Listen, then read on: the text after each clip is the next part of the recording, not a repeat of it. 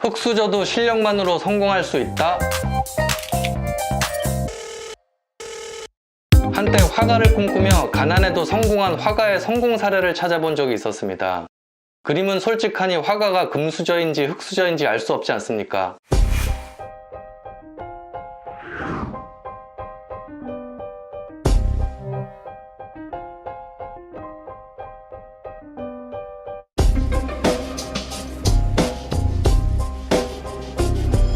먼저 가난한 화가의 대표 고흐가 떠올랐습니다. 그래, 예술가의 광기로 역사에 남은 화가.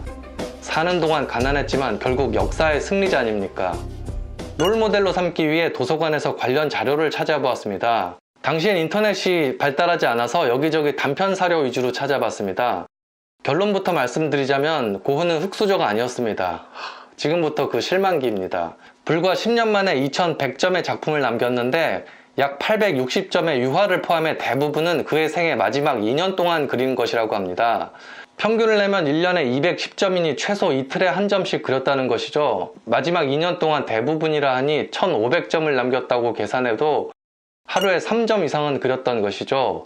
아, 역시 대단, 대화가라. 보통 열심히 한 것이 아니군. 본받을 만해. 유화는 말리고 위에 다시 칠하고 반복을 해야 되는데 하나씩 그렸다면 저 속도가 절대 안 나왔을 것입니다. 최소 동시에 5점 이상은 작업했을 것입니다. 잠깐, 근데 퇴근하고는 저 작업량이 안 나올 텐데 뭘로 먹고 살았을까? 가난해서 식빵을 살 돈도 없었다고 하는데. 나중에 알고 보니 먹을 식빵이 아니라 유화를 지우거나 청소하는 용도의 식빵이었습니다. 아, 일을 하지 않았구나. 동생인 태호가 생활비를 댔었어.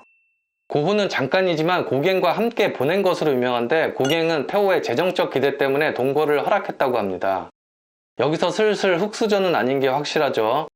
고갱 역시 가난했다고 알려져 있지만 생애 짧은 순간만이 가난했지 도선사로 일하다 나중에는 꽤 잘나가는 주식 중개인으로 주말에 취미로 그림을 그리기 시작했다고 합니다. 흙수저는 아닌. 그런데 고흐는 고갱보다 더 사정이 좋았던 것이죠. 고갱은 어찌됐던 전업화가가 된 후에는 그림을 팔아야 수익이 생겼는데 고흐는 그리기도 전에 동생인 태호가 그림을 사주는 형태로 생활비를 지급했습니다. 그것도 10년간. 사실 여기서부터 맥이 좀 빠졌습니다. 흙수저들에게 10년은커녕 1년 동안 생활비에 작업비까지 줘가며 투자해줄 환경이 어디 있습니까? 그럼 태호는 돈이 많았나? 예, 잘 살았습니다. 아니, 고흐가 사실 전업화가가 되지 않았다면 더 잘 살았을 수도 있었습니다. 사실 그는 상류계급의 가정에서 태어났습니다. 하녀, 요리사 2명, 정원사, 마차가 있는 가정에서 자랐다고 합니다. 그의 가문에는 네덜란드에서 유명한 화상들이 여럿 있었다고 합니다. 대실망. 누가 고흐가 가난한 화가라고 했어. 1869년 고흐가 17세 때 그의 삼촌은 헤이그의 구필화랑의 그를 인턴으로 취업시킵니다. 가족 빼까지. 동생인 태호는 4년 뒤 구필화랑에 취업하고 같은 해 고흐는 런던의 사우스햄턴 스트리트에 있는 구필 지사로 옮깁니다. 얼마나 좋은 화랑이면 지사가 있어. 그곳에서 고흐는 수많은 예술작품을 접하며 큐레이터보다는 종교에 대한 열망과 직접 그림을 그리는 것에 관심을 가지기 시작했습니다. 결국 그는 1876년 구필화랑으로부터 해고됩니다. 그리고 25살에 신학대학 입시 준비를 했으나 낙방하고 28살에는 동생 태호의 권유로 그림을 그려보기로 합니다. 33살 헤이그에서 공개적으로 본인의 작품을 첫 전시합니다. 1885년에는 앤트워프에서 일본의 우키요를 수집했다고 하는데 돈이 없으면 콜렉터 흉내도 못 내죠. 1886년 벨기에의 안트베르픈 미술 아카데미에 입학 실험을 치르고 입학. 34살에 일도 안 하는데 수업료 낼 돈은 누가? 1888년 그리고 고갱과의 언쟁 후 아르레 사창가에 있는 매춘부에게 자신의 왼쪽 귀 조각을 건넵니다. 그리고 경찰에 의해 병원으로 이송 후 치료를 받고 다음해 생레미의 한 정신병원에 입원합니다. 고흐는 그 시기에 펠릭스 레이 박사의 초상화를 레이 박사에게 공짜로 주었습니다.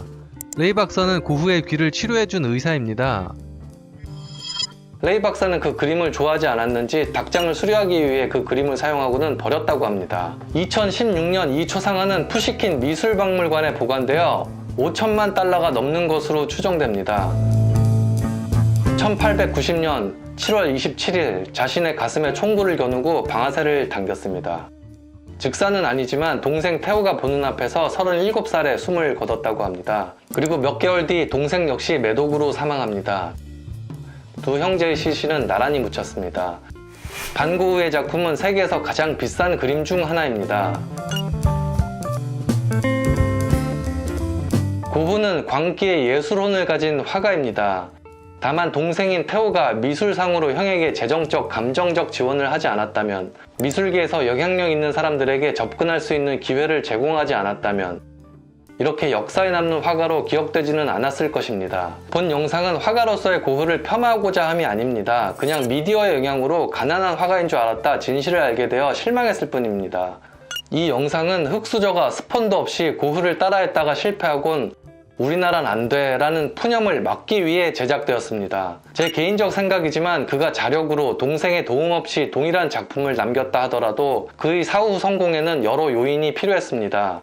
첫째, 그의 가문이 화산과 관련이 없는 가난한 집안이었다면, 둘째, 그처럼 많은 작품을 남기지 않았다면, 작품이 많은 화가일수록 작가가 신화적 존재가 될수록 화랑에서 울거먹을 작품이 많기 때문입니다.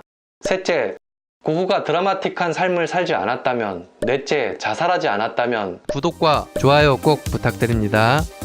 앞으로 컬처계의 강자를 찾는 여행은 계속됩니다.